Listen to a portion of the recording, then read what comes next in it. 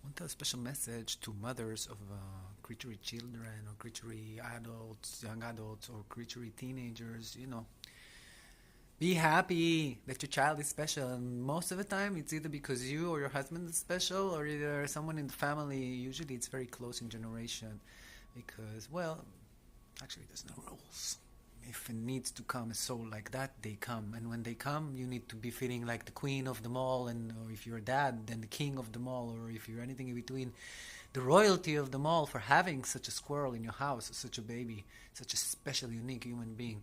And no, not all of them are born to be the next Jedi, and not everybody is the next Jedi. Someone you can be the next Jedi just by sitting and reading at home and, thinking beautiful thoughts and imagining the world in a different way and visioning and not even talking to anyone.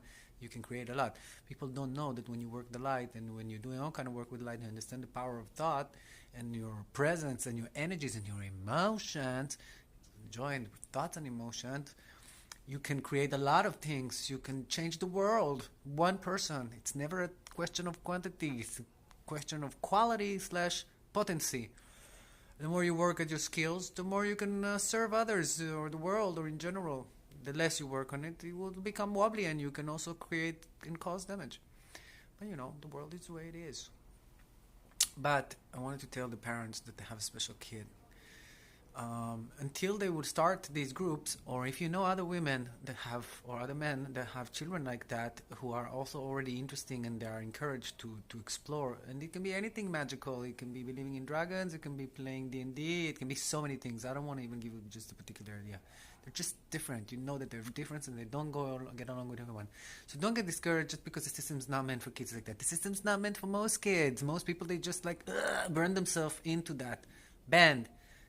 They warp themselves into that so they can pass as normal. I think most children are not. There's no such thing as normal. There's no one line. You can't even create clothes because nobody has the same shape. Everything is this homogenization that we've been suffering from for hundreds of years. It needs to stop.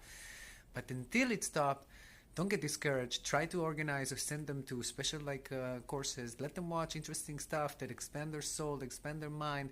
Go with them. Maybe it's a bonding moment that you can do a workshop together or something, from healing, reading auras to the Akashic records. You name it. Explore it. If usually when you have a special child, usually you are a special person or a creature, but probably you lost it along the way. You wanted to forget about it because it wasn't good. People weren't reacting well to it.